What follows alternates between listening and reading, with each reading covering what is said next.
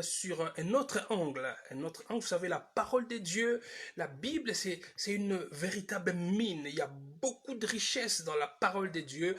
Un verset biblique, Dieu peut vous enseigner beaucoup de choses sur un seul passage de la Bible. Donc, le matin, nous avions exploité les thèmes le pharisien et la pécheresse, deux visions du Christ. Et ce soir, nous avons comme thème un parfum pour mon amour. Un parfum pour mon amour. Nous sommes dans le livre de Marc, l'évangile selon Marc, le chapitre 14. Je commence à partir du premier verset. La fête des Pâques et des pains sans levain devait avoir lieu 2 jours après. Les principaux sacrificateurs et les scribes cherchaient les moyens d'arrêter Jésus par ruse et de les faire mourir. Car ils disaient que ce ne soit pas pendant la fête, afin qu'il n'y ait pas de tumulte parmi les peuples. Verset 3. Comme Jésus était à Béthanie, dans la maison de Simon le lépreux, une femme entra pendant qu'il se trouvait à table. Elle tenait un vase d'albâtre qui renfermait un parfum de nard pur, des nards purs des nards purs de grand prix. Et ayant rompu le vase, elle répandit le parfum sur la tête de Jésus. Il faut bien le noter. Elle a rompu le vase et elle a répandu le parfum sur la tête de Jésus. Verset 4. Quelques-uns exprimèrent entre eux leur indignation. À quoi bon perdre ce parfum? On aurait pu le vendre plus de 300 deniers et les donner aux pauvres. Et ils s'irritaient contre cette femme. Verset 6. Mais Jésus dit, laissez-la. Pourquoi lui faites-vous de la peine? Elle a fait une bonne action à mon égard, car vous avez toujours les pauvres parmi vous, et vous pouvez leur faire du bien quand vous voulez, mais vous ne m'avez pas toujours. Elle a fait ce qu'elle a pu, elle a d'avance embaumé mon corps pour la sépulture. Je vous le dis en vérité, partout où la bonne nouvelle sera prêchée dans le monde entier, on rencontrera aussi en mémoire de cette femme ce qu'elle a fait. Judas Iscariote, l'un des 12, verset 10, alla vers les principaux sacrificateurs afin de leur livrer Jésus. Alléluia. Nous sommes ici devant un récit assez merveilleux. Cette dame qui est présentée dans d'autres passages qui racontent la même histoire comme une pécheresse, probablement une prostituée. Cette dame a appris que Jésus était dans la maison de Simon le lépreux, Simon qui était un pharisien. Il a invité Jésus pour que Jésus vienne partager un repas avec lui. Cet homme a reçu donc Jésus, mais quand vous lisez tous les récits racontant cette histoire, Simon en fait avait une intention qui n'était pas très très bonne dans son cœur. Parce que vous verrez qu'il a invité Jésus dans sa maison, mais il n'a pas respecté tout ce qu'il devait faire. D'abord, les us et coutumes de l'époque voulaient que quand tu invites quelqu'un comme ça, quelqu'un qui vient de loin, quelqu'un qui a marché, quand il entre chez toi, tu lui offres de l'eau pour qu'il se lave les pieds. Tu essuies ses pieds. Mais Simon n'avait pas fait ça. La tradition voulait que quand un visiteur comme ça vient, que tu puisses l'embrasser, lui donner des baisers. Mais Simon le lépreux n'avait pas fait cela. Mais cette dame, cette pécheresse, cette dame qui était rejetée de la société, cette dame qui était une dame de mauvaise vie, elle est venue, elle est entrée dans la maison de Simon. Elle est entrée dans toute la discrétion parce que, étant une femme de mauvaise vie, elle pouvait avoir peur. Les gens pouvaient la chasser. Même Jésus lui-même, s'il était comme des pharisiens, il pouvait chasser cette dame-là parce que c'était une dame de mauvaise vie. Mais heureusement pour elle, Jésus ne rejette personne. Jésus ne rejette personne. Celui qui vient à Jésus, quel que soit son état, celui qui vient à Jésus, quelle que soit sa condition, Jésus ne rejette personne. Quelle que soit ta situation, tu es une personne de mauvaise vie, tu es une personne qui pose des actes répréhensibles, tu es une personne rejetée par la société, parce que justement ta vie elle est mauvaise. Les gens peuvent te rejeter, mais Jésus, lui, il ne te rejette pas. Jésus, lui, il est prêt à t'accepter. Cette dame-là s'est approchée. Là où Jésus était, à table, avec la personne qui l'avait invité. La Bible dit, cette femme a pris son parfum. Elle avait cette sorte de vase d'albâtre qui contenait un parfum de grand prix, un parfum de nard, un parfum qui sentait très bon, un parfum qui pouvait durer longtemps, un parfum donc de qualité. La Bible dit, cette dame a brisé l'ouverture du récipient et qu'est-ce qu'elle a fait? Elle a versé les parfums sur la tête de Jésus.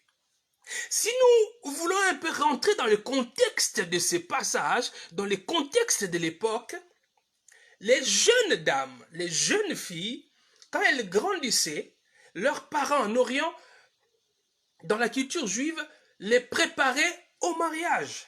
Les préparaient au mariage, principalement ce qui concerne les parfums. Chaque femme avait cette sorte de vase sur elle, et dans cette vase, elle y mettait le parfum. Et ce parfum-là, elle gardait ce parfum jusqu'au jour de la nuit des noces. Jusqu'au jour où, quand elle va convoler en juste noces, elle va se marier. Alors la nuit des noces, quand pour la première fois, son mari doit la connaître, c'est la femme, la vierge femme, qui entrait premièrement dans la chambre. Et qu'est-ce qu'elle faisait? Elle utilisait son parfum là, ce parfum, elle répandait sur les lits. Elle répandait sur les lits, elle répandait dans la chambre, de telle sorte que la chambre sentait bon, de telle sorte que le lit sentait bon. Quand l'époux entre dans la chambre, quand le mari entre dans la chambre, pour venir connaître sa femme pour la première fois pendant cette nuit des noces, il était dans une atmosphère qui sentait très bon. Donc, le parfum que les jeunes dames détenaient, ce n'était pas un parfum à donner à n'importe qui. C'était un parfum qui était réservé pour l'homme qui allait épouser la jeune dame, la jeune fille. Cette femme qui avait son parfum, elle s'est certainement dit, mais avec ma vie, avec ma mauvaise vie, quel est cet homme qui va accepter de me prendre en mariage? Malgré qu'elle était une pécheresse, mais elle détenait quand même son parfum. Elle détenait quand même sa vase avec ce parfum-là qui était destiné au mari, à l'époux pour la nuit des noces. Mais elle, une prostituée, une pécheresse qui allait la prendre en mariage. Mais elle détenait quand même son parfum. Et ces jours-là, cette femme s'est dit, je n'ai personne pour m'épouser, personne ne me prendra en mariage parce que je suis d'une mauvaise vie. Mais il y a quelqu'un qui ne rejette personne. Cette dame a entendu parler du Christ, qui ne rejette personne, de Jésus, qui accepte tout le monde. Elle a dit, c'est lui l'amour de ma vie. C'est lui l'amour de ma vie. Il dit, cet homme, il mérite tout l'amour de mon cœur. C'est sur lui que je vais déverser le parfum que je garde pour mon amour.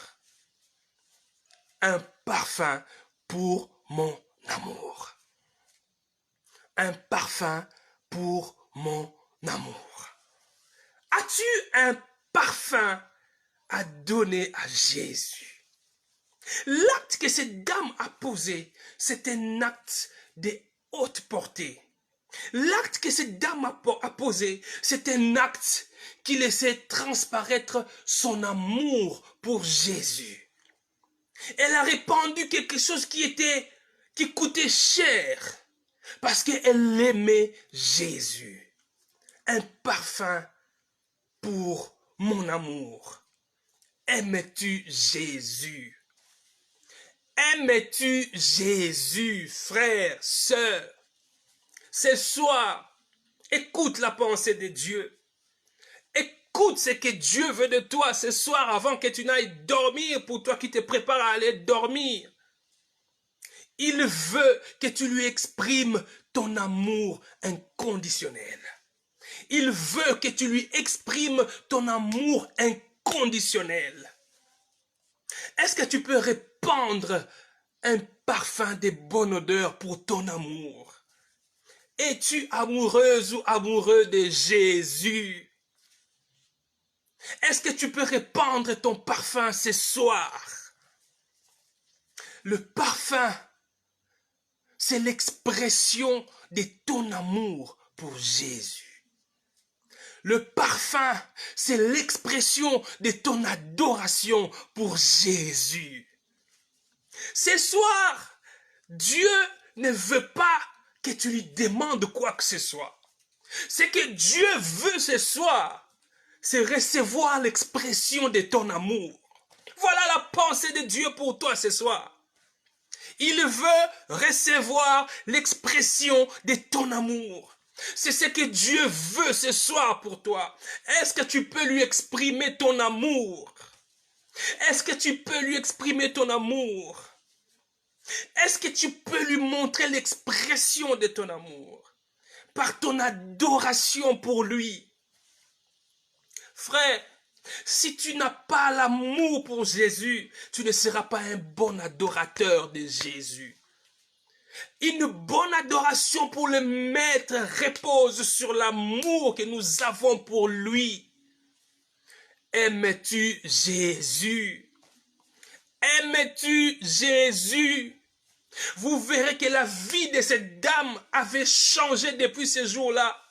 Quand elle a exprimé son amour, en exprimant son amour pour le Christ, en adorant Jésus, sa vie avait changé. Jésus a pardonné ses péchés. Cette dame est partie en paix. Quand vous lisez dans Luc, Jésus lui a dit, tes péchés te sont pardonnés, ta foi t'a sauvé, va en paix.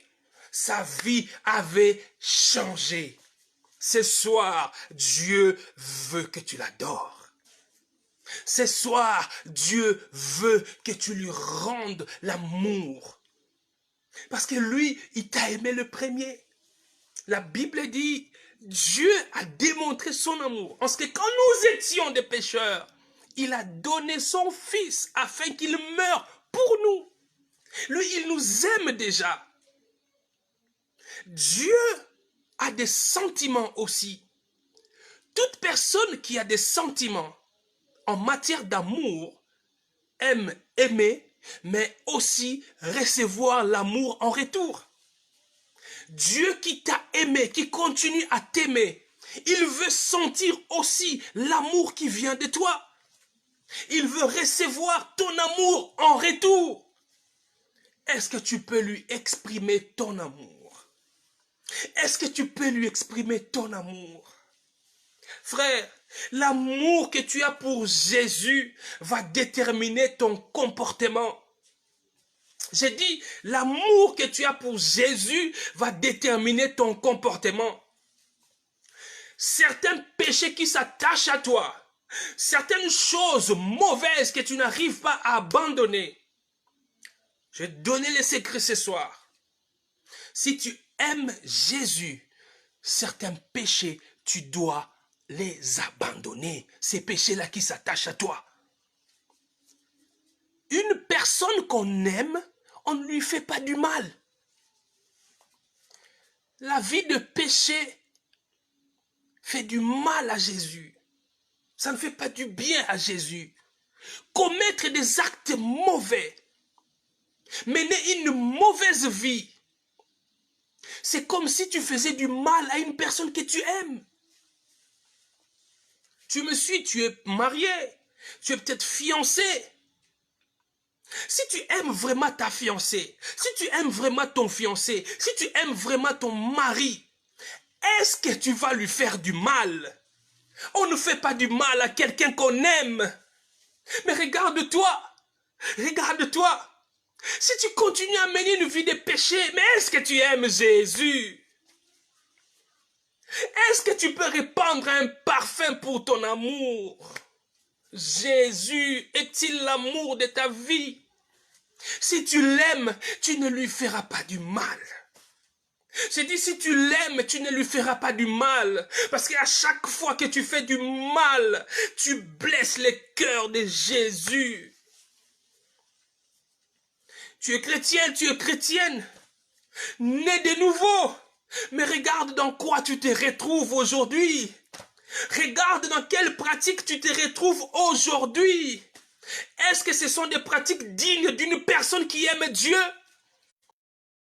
Ce sont des pratiques dignes d'une personne qui aime Dieu. Si tu aimes Jésus, tu ne poseras pas des actes qui font mal à son cœur. L'amour, c'est le secret. L'amour pour Jésus, c'est le secret. L'amour pour Jésus, c'est le secret d'une vie de sainteté. J'ai dit l'amour pour Jésus, c'est le secret d'une vie de sainteté. Tu veux mener une vie de sainteté, aime Jésus. Si tu aimes Jésus réellement, tu ne lui feras pas du mal. Tu ne lui feras pas du mal. Parce que dans ta relation avec lui, tu vas faire un effort de ne pas blesser son cœur. Et si tu l'aimes réellement, même quand il t'arrive, s'il t'arrive de pécher, s'il t'arrive de poser des actes qu'il n'aime pas, tu ne vas pas rester dans cet état. Tu ne vas pas hésiter à te repentir. Tu ne vas pas hésiter à renoncer à ces mal-là. Parce que tu sais que mon amour, Jésus, n'aime pas ces actes mauvais. Le secret de la sanctification, le secret de la sainteté, c'est l'amour pour Jésus. Réalise dans ta vie. Tu as des enfants, monsieur. Tu as des enfants, madame. Mais est-ce que tu fais du mal à tes enfants? Regarde comment, par amour, tu es prêt à te sacrifier pour tes enfants. Regarde comment, par amour, même quand ton enfant commet un acte qui n'est pas bon, même quand tu dois le punir, tu le punis de telle sorte que tu ne lui fasses pas du mal. Tu le punis pour qu'il comprenne que l'acte qu'il avait posé était mauvais, mais tu ne le punis pas pour lui faire du mal. Pourquoi? Parce que tu l'aimes. Parce que tu l'aimes, à cause de l'amour que tu as pour ton enfant. Tu ne peux pas les punir jusqu'à les briser pour les détruire. Non. C'est l'amour. Et si tu aimes Dieu, si tu aimes réellement Jésus, tu ne poseras pas des actes pour lui faire du mal. Pour lui faire du mal. L'amour, l'amour, l'amour, l'amour. Tu me regardes, tu te dis, mais moi je suis déjà tombé. Je suis déjà tombé. Je suis dans une situation où je suis rentré dans mes vomissures. Mais est-ce que Jésus peut encore m'accepter? Si tu l'aimes, il va t'accepter. Il ne rejette personne. Si tu l'aimes, il va t'accepter. Viens lui offrir le parfum qu'il aime. Viens lui offrir le parfum qu'il aime. Il ne te rejette pas.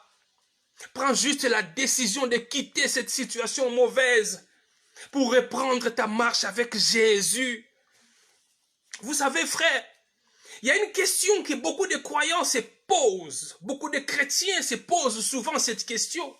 Mais pourquoi, quand vous regardez la vie de Saül et David, beaucoup de gens se disent, mais avoir la vie de ces deux personnages de la Bible, on a l'impression que Saül a commis moins de fautes que David.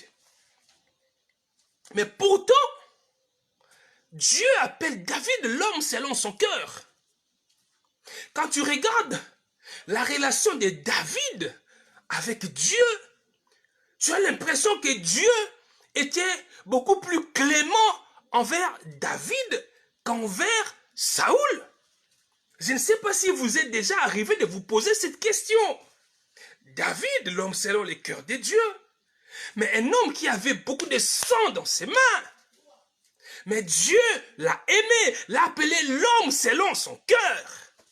Mais Saül qui semble avoir commis moins de bêtises que David, mais regardez comment Dieu était sévère envers lui. Est-ce que vous vous êtes déjà posé cette question? Si vous vous êtes déjà posé cette question, écoutez la réponse. La différence entre David et Saül résidait dans l'amour qu'ils avaient envers Dieu. Le degré de l'amour ou le degré d'amour que David avait pour Dieu n'était pas la même chose avec Saül. Saül, quand il péchait, quand il commettait une faute, il cherchait à réparer la faute qu'il commettait, non pas parce qu'il aimait Dieu, non pas parce qu'il avait de la peine que Dieu puisse être blessé dans son cœur. Saül, quand il commettait un péché, il allait réparer parce qu'il avait peur du châtiment. Saül allait réparer ses fautes parce qu'il avait peur que Dieu les frappe. C'est pas parce que il était blessé dans son cœur en se disant que j'ai commis un acte mauvais, j'ai commis un péché envers quelqu'un que j'aime. Non, ce n'était pas son cas. Mais David, malgré la multitude de ses péchés, malgré ses fautes, à chaque fois que David commettait une bêtise, à chaque fois que David commettait un péché, il réparait son péché, pas parce qu'il avait peur du châtiment, mais parce qu'il aimait Dieu. Parce que David était un amoureux de Dieu. Une personne que tu aimes, tu ne chercheras pas à lui faire du mal. Si tu commets un mal contre une personne que tu aimes, tu vas chercher à réparer. Ce n'est pas parce que tu auras peur du châtiment, mais c'est parce que tu auras blessé le cœur de quelqu'un que tu aimes. Et on ne peut pas chercher à blesser le cœur de quelqu'un qu'on aime. Voilà la différence entre Saül et David. C'est pourquoi vous verrez quelque part dans le parcours de David, un jour, il a commis une erreur. Il a commis un péché contre Dieu. Dieu lui a dit, David, dis-moi, quel genre de châtiment tu préfères? Préfères-tu que je te livre entre les mains de tes ennemis à cause de ce péché que tu viens de commettre? Ou préfères-tu que moi-même je puisse te frapper, je puisse te châtier? Oh, écoutez la réponse de David. David a dit à Dieu, je préfère que toi-même tu puisses me châtier. Je préfère que toi-même tu puisses me frapper. Mais ne me livre pas entre les mains de mes ennemis. Ouh là là. Regardez les degrés d'amour que David avait pour Dieu. Il dit, je préfère que toi-même tu me frappes. Il ne dit même pas, je préfère que tu me pardonnes, non. Il dit, j'ai commis une faute, un péché. Je préfère que toi-même tu me frappes au lieu de me livrer entre les mains de mes ennemis. Voilà la différence entre David et Saül. David savait que la relation d'amour qu'il y a entre moi et Dieu, même s'il me châtie, même s'il me frappe, il ne va pas me détruire. Il le fera avec amour. Car Dieu lui-même a dit dans sa parole, je châtie les gens que j'aime. C'est pourquoi David, on l'a dit ici, il n'avait pas peur du châtiment. Non, l'essentiel pour lui, c'était de garder la relation d'amour avec Dieu. C'était ça la différence entre Saül et David. L'amour pour Dieu. L'un avait peur du châtiment, mais il n'avait pas l'amour pour Dieu. Mais l'autre, David en l'occurrence, lui, Il avait de l'amour pour Dieu. Un parfum pour mon amour. Un parfum pour mon amour.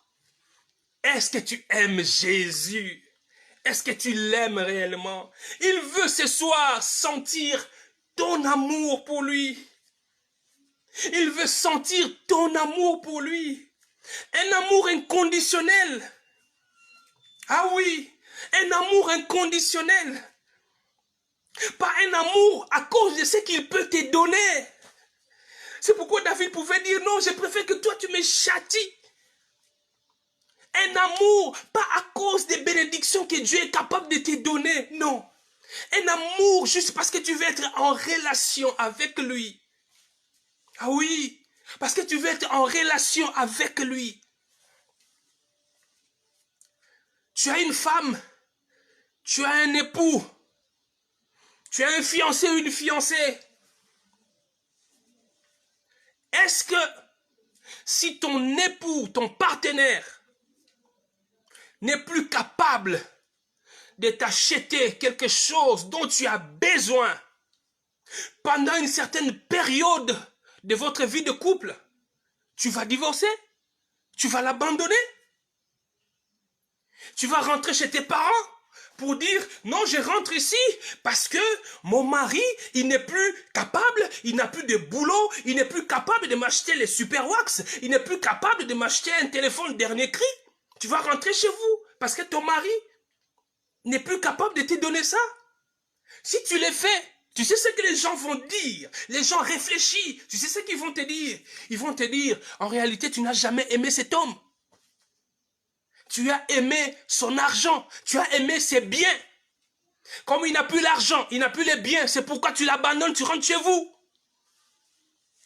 Mais si ta relation avec ton épouse, avec ton époux, ne repose pas sur les biens qu'il peut te donner ou qu'elle peut te donner, même si ton partenaire n'est plus capable de te donner l'argent qu'il t'a donné, même s'il n'est plus capable de te remplir de tous les présents qu'il t'a donné, tu vas rester dans ton amour pour lui, tu vas l'aimer, tu vas continuer à l'aimer. C'est cet amour que Dieu veut de toi. Pas l'aimer parce qu'il va te bénir. Pas l'aimer parce qu'il va te combler de toutes sortes de biens. Du reste, la Bible dit, si c'est seulement pour les biens matériels que nous avons cru, nous sommes les plus malheureux du monde. Nous devons l'aimer, aimer Jésus à cause de ce qu'il est, pas à cause de ce qu'il peut nous donner. Ah oui. Nous devons aimer Dieu à cause de ce qu'il est, pas à cause de ce qu'il peut nous donner. Les jours où tu verras qu'il ne te donne plus, c'est à quoi tu t'attendais, tu vas l'abandonner. C'est pourquoi tu te dis chrétien, tu te dis chrétienne, mais tu es capable de recourir à des moyens frauduleux. Tu es capable de recourir au fétichisme pour obtenir les biens matériels. Parce que tu te dis, chez Dieu ça tarde. Non, tu ne l'as jamais aimé. Tu ne l'as jamais aimé. Si tu aimes réellement Jésus, qu'il te bénisse ou qu'il ne te bénisse pas, tu vas continuer à l'aimer. C'est pourquoi la Bible dit, oh, qu'est-ce qui me séparera de l'amour de Christ? Les anges ne peuvent pas me séparer de son amour. Les bénédictions ne peuvent pas me séparer de son amour. Paul pouvait dire, nous savons aimer, rester, servir Dieu dans l'abondance comme dans la disette. Est-ce que tu es capable de répandre les parfums? Répandre les parfums, même quand tu n'as rien. Même quand il ne te donne rien, juste parce que tu l'aimes. Jésus l'a dit, l'acte posé par cette femme, c'est un acte d'amour. C'est ce qu'il cherche. C'est ce qu'il cherche.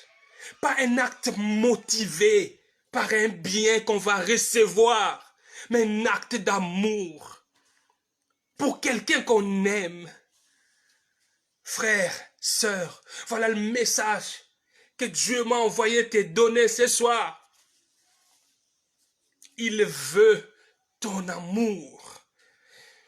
amour, qui ne soit pas basé sur les biens matériels. Ton amour pour lui.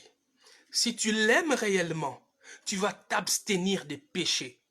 Si tu l'aimes réellement, s'il t'arrive de pécher, tu vas te réconcilier avec lui, non pas parce que tu as peur qu'il te frappe, mais parce que tu auras blessé ton amoureux, quelqu'un que tu aimes. C'est comme dans un couple. Un homme, je veux parler des hommes, un homme qui aime réellement sa femme, il peut lui arriver d'avoir des divergences avec sa femme. Il peut lui arriver d'avoir peut-être une dispute avec sa femme. Peut-être que sa femme a tort. Lui, il a raison. Et cette discussion avec sa femme fait que le climat devient morose dans le couple, dans la maison. Plus personne ne veut parler à l'autre. Mais un homme qui aime réellement sa femme, il va s'humilier. Il sait qu'il a raison. Sa femme a tort. Mais il vient s'humilier. Parce qu'il ne peut pas vivre longtemps en étant fâché contre sa femme, contre son amour. Quelqu'un qu'il aime, il va venir, il va dire à sa femme, pardonne-moi chérie. Il sait que c'est à sa femme de venir vers lui pour demander pardon. Mais lui, il prend le courage d'aller demander pardon. Parce qu'il veut vivre son amour avec sa femme sans obstacle. C'est cette relation que Dieu veut que nous ayons avec lui. C'est cette relation que Jésus veut que tu puisses avoir avec lui. Pas une relation motivée par ce qu'il peut te donner. Juste l'amour. Je l'aime. Qu'il me bénisse ou qu'il ne me bénisse pas, je l'aime. Oh, j'ai aimé ce que les compagnons de Daniel ont dit. Quand on les a jetés dans la fournaise. Avant, ils ont dit au roi, nous n'allons jamais nous prosterner contre les idoles. Si vous nous jetez dans la fournaise, Dieu que nous servons est capable de nous délivrer. Et voilà ce qui est intéressant, ils disent. Et même s'il ne nous délivre pas, nous n'allons pas nous prosterner devant ton Dieu idolâtre, idole. C'est ça l'amour que Dieu veut que nous puissions avoir pour lui. Ah oui, un amour qui peut t'amener à la mort pour lui. Ah oui. Un amour qui te pousse à dire, Seigneur, je suis malade, je souffre, j'ai besoin de la guérison, je veux que tu me guérisses de cette maladie. Mais Seigneur, même si je ne suis pas guéri, je ne vais pas t'abandonner, je vais continuer à t'aimer, même si la maladie continue. C'est ce qu'il veut. C'est cet amour qu'il veut. C'est cet amour qu'il veut de toi. L'aimer. À cause de ce qu'il est, pas à cause de ce qu'il peut te donner. Un parfum pour mon amour. Un parfum pour mon amour. Cette dame, la Bible dit, elle a brisé l'ouverture. Elle a brisé l'ouverture de la vase qu'elle tenait, du vase qu'elle tenait. Et elle a versé le parfum des nards purs sur la tête du maître. Sur la tête du maître. Oh, ça c'est merveilleux. Avant qu'elle ne puisse verser le parfum sur la tête du maître, qu'est-ce qu'elle a fait? Elle a d'abord brisé l'ouverture de son vase. Elle a d'abord brisé le vase pour verser le parfum.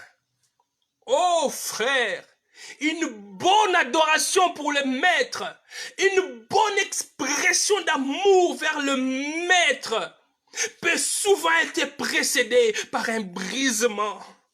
Par un brisement. Oh, tu comprends maintenant pourquoi le Seigneur t'a brisé. Tu comprends maintenant pourquoi le Seigneur t'a brisé. Si tu passes par le brisement, si le Seigneur te brise, rien d'autre, aucune autre chose n'aura plus de la valeur devant toi si ce n'est Dieu. Si tu passes par le brisement, tu ne retiendras pas quelque chose pour ton Dieu. Si tu passes par le brisement, tu ne retiendras pas ton amour pour lui. C'est pourquoi vous pouvez constater à certaines personnes, il est chef d'État, il est ministre, il est très haut placé, c'est quelqu'un de très influent dans la société. Mais vous les voyez venir à l'église, vous les voyez prier, vous les voyez se mettre à genoux devant Dieu, vous les voyez servir comme diacre à l'église, servir dans les services des protocoles. Mais quand tu regardes, mais celui-là, c'est pas le PDG de telle entreprise, c'est pas la DG de telle entreprise. Oui, si c'est une personne qui a été brisée, le parfum va sortir pour se répandre sur le maître. Il ne va pas regarder ses galons, il ne va pas regarder parce que moi je suis très haut placé, parce que je suis ministre, parce que je suis DG. Non, une personne passée par le brisement, tout ce qui a de la valeur devant lui, c'est Jésus. Ce ne sont pas ses beaux costumes, c'est pas sa fonction.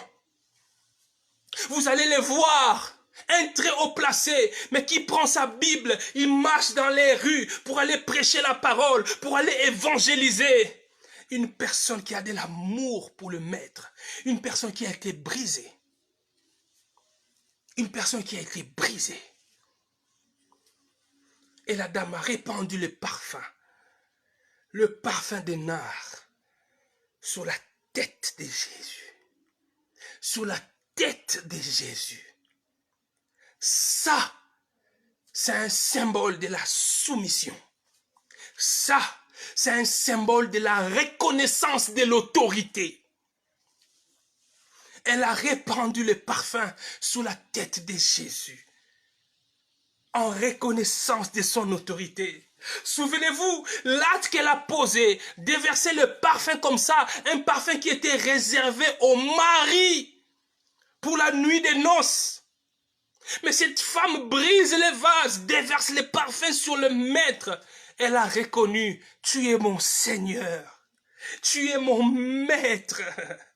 C'est toi et personne d'autre. Un parfum pour mon amour. Est-ce que ce soir, tu peux répandre ton cœur comme un parfum de bonne odeur? Est-ce que ce soir, tu peux exprimer à Jésus ton amour, l'amour inconditionnel? Oui, parce que lui, il t'a aimé, pas à cause de ce que toi tu peux faire pour lui. Non, il t'a aimé à cause de ce que tu es. Tu peux aussi l'aimer à cause de ce qu'il est. C'est ce qu'il veut de toi. L'aimer à cause de ce qu'il est. Pas à cause de ce qu'il peut te donner. Ce soir, avant d'aller dormir, tu vas dire au Seigneur, Jésus, je m'engage à t'aimer, à continuer à t'aimer à cause de ce que tu es, pas à cause de ce que tu peux me donner. Oui, ces boulots-là que je suis en train de chercher, que je puisse les décrocher ou pas, je continue à t'aimer, Jésus. Cette promotion que je cherche au boulot, que je puisse décrocher cette promotion ou pas, je continuerai à t'aimer. C'est pas cette promotion qui va m'empêcher de t'aimer, Jésus. Oui, c'est ce qu'il veut. C'est ce qu'il veut. Et écoutez ceci de la part du Seigneur.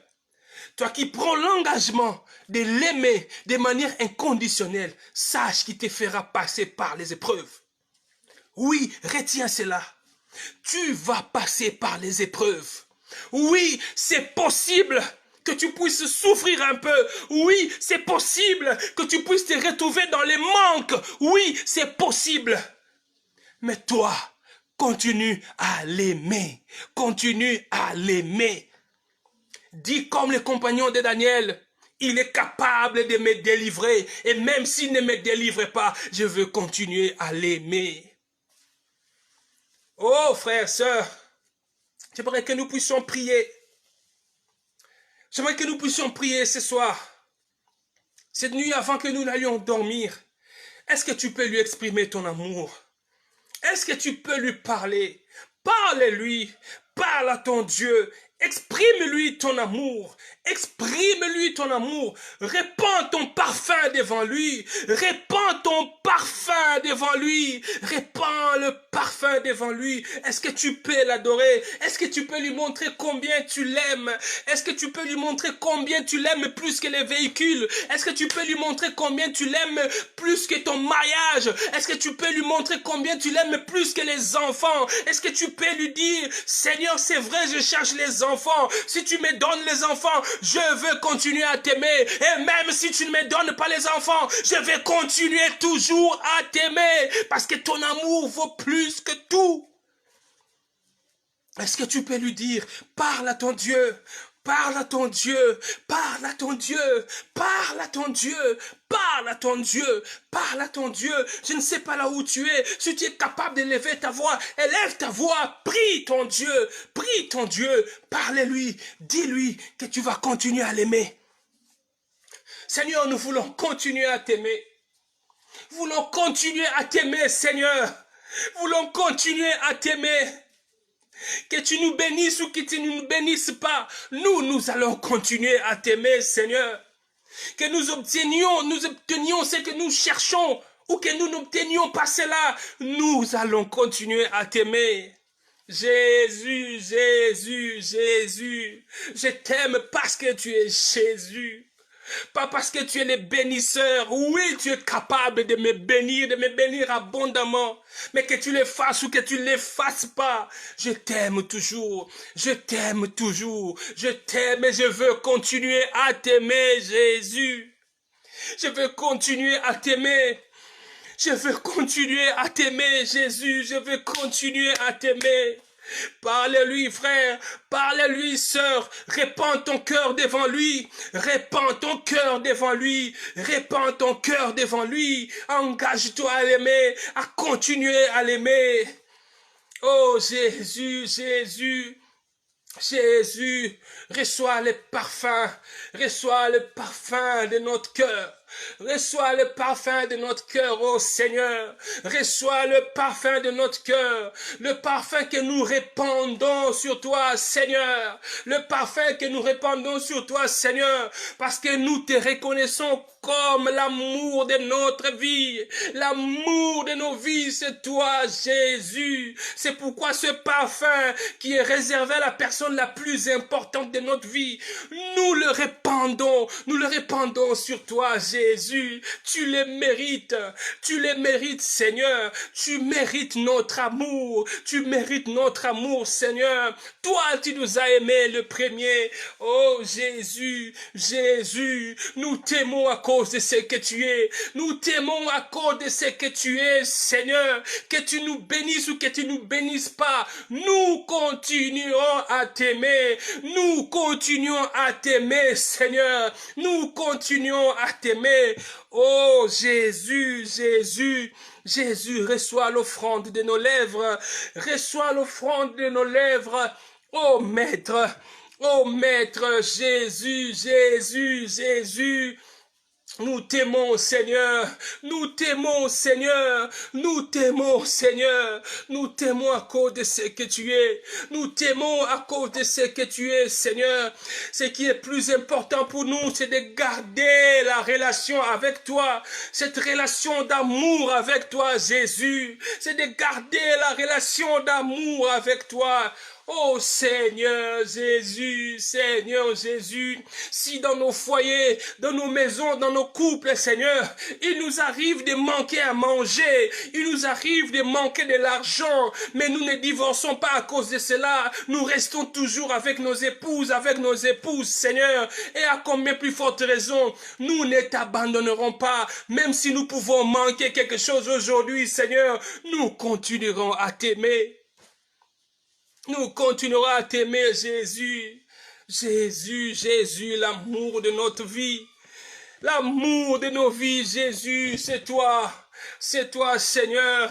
C'est toi, Seigneur. Nous voulons continuer à t'aimer. Nous voulons continuer à t'aimer parce que tu le mérites, Seigneur. Parce que tu le mérites. Tu le mérites, Seigneur. Bénédiction ou pas, nous t'aimons. Bénédiction ou pas, nous t'aimons, Jésus. Tu mérites le parfum parce que pour de nos vies, tu es là, Jésus. Oh, merci, Jésus. Merci, Jésus.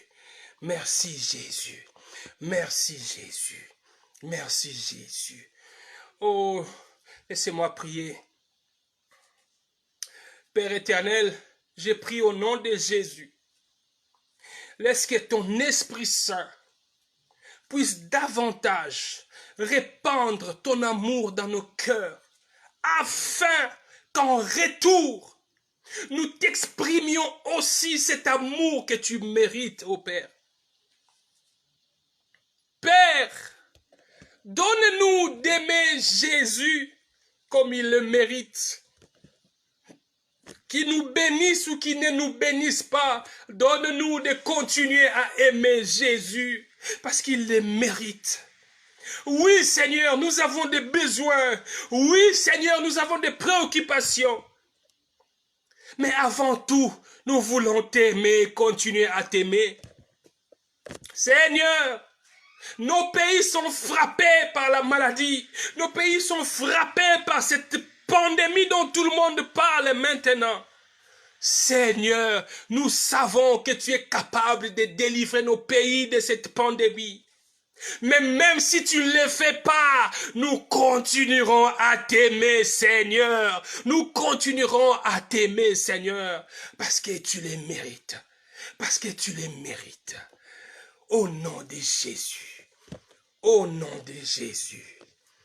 Amen. Amen. Que Dieu vous bénisse, frère. Que Dieu vous bénisse, sœur. Vous qui avez passé ces moments autour de sa parole et dans la prière. Nous avons terminé.